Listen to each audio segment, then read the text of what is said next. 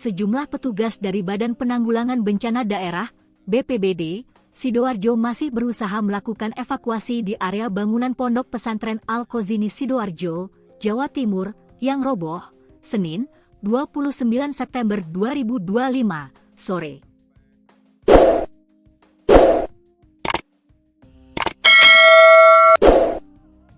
Petugas berusaha mengambil seng dan beberapa barang yang bisa ditarik keluar. Tapi masih sulit, karena mayoritas bangunan yang ambruk itu berupa beton atau cor. Sementara dari dalam reruntuhan, terdengar suara beberapa orang meminta tolong. Diduga mereka adalah para santri yang terjebak di dalam reruntuhan. Petugas evakuasi terlihat mengerahkan sejumlah alat, termasuk alat untuk menjebol tembok atau reruntuhan beton di lokasi kejadian. Di sisi lain, sejumlah ambulans tiba di lokasi kejadian.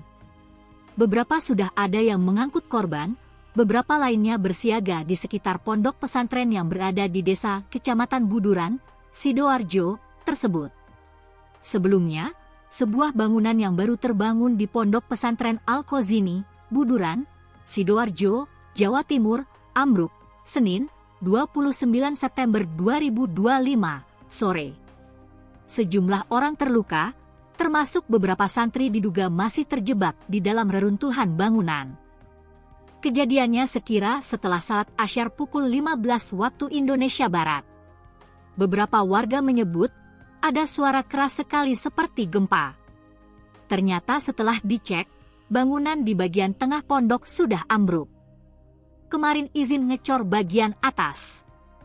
Ini sepertinya 3 lantai. Setahu saya ini musala, kata Munir, Ketua RT 7 RW 3 Desa Kecamatan Buduran, Sidoarjo di lokasi kejadian. Petugas kepolisian terlihat sudah berada di lokasi kejadian. Sejumlah petugas dari Badan Penanggulangan Bencana Daerah, BPBD, juga tiba, berusaha melakukan evakuasi kepada para korban.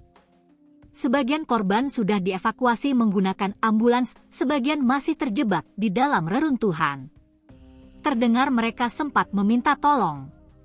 Suara itu juga terdengar dari luar reruntuhan. Sementara ratusan santri lainnya berkerumun di sekitar pondok pesantren.